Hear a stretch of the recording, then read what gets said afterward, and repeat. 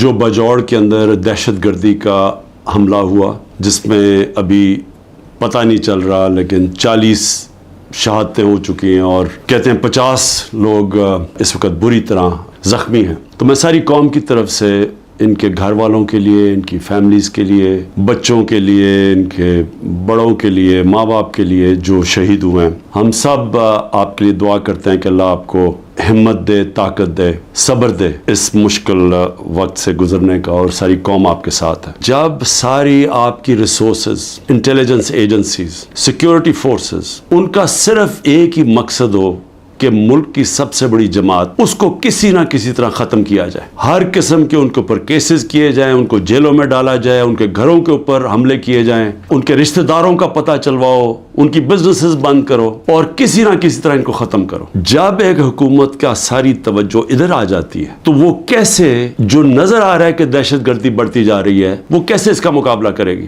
636 ایک سال میں پختونخوا میں صرف دہشت گردی کے واقعہ ہوئے ہیں، جس میں پختونخوا کی پولیس کو سب سے زیادہ اس کا نقصان اٹھانا پڑا، اور اس کے علاوہ بلوچستان میں اور وہ جو کنٹونمنٹ پہ جوب میں اٹیک ہوا. تو میری پھر سے درخواست ہے کہ یہ مسئلہ اور بڑھتا جائے گا اگر ابھی پوری طرح توجہ نہ دی اور اپنی پرائرٹیز ٹھیک کریں. یہ جو تحریک انصاف ہے یہ ملک دشمن نہیں ہے. جو ملک کی 70%، 75% عوام جس جماعت کے ساتھ کھڑی ہے وہ ملک سے نہ غداری کر سکتی ہے نہ اس کی دشمن ہے. تو اس کے اوپر پوری توجہ دے کے اور یہاں نظر انداز کرنا کہ جو ایک مسئلہ بڑھتا جا رہا ہے، تو میں سمجھتا ہوں کہ اس سے زیادہ ظلم ملک سے نہیں ہو سکتا. جب 12 لاکھ پاکستان کے پروفیشنلز ملک چھوڑ کے چلے جائیں، یہ پیسے سے زیادہ، یہ جو ہمارا ڈالر باہر نکلا ہے، کیونکہ یہ اپنے ڈالرز بھی لے کے گئے ہوں گے نا، تو جو ڈالرز باہر جا رہے ہیں وہ علیحدہ چیز ہے، لیکن جو برین ڈرین ہوئی ہے، جو آپ کے وہ لوگ جو کہ سب سے زیادہ معاشرے کی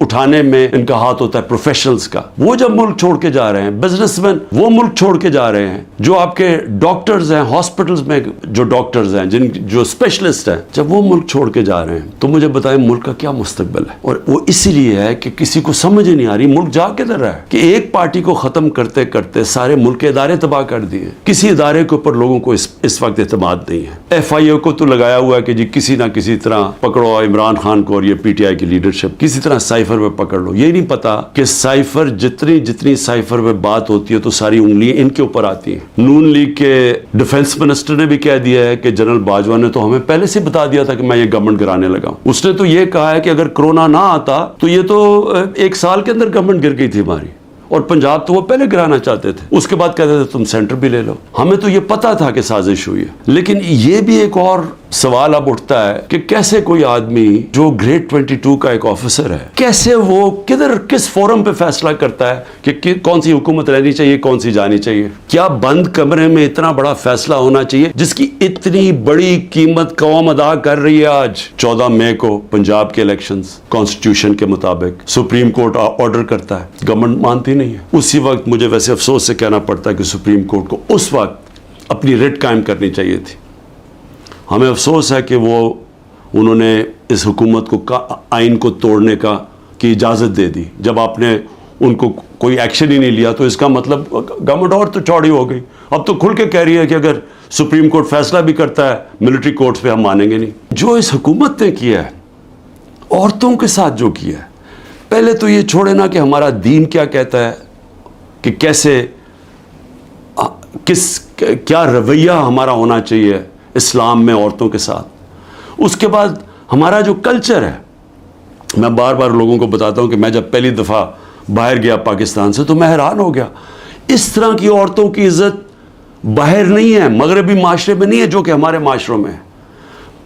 اور جس طرح عورتوں کو سڑکوں پہ گھسیٹا، جس طرح ان کو جیلوں میں ڈالا، جس طرح ابھی تک جس طرح عورتوں کو جیلوں میں رکھا ہوا ہے.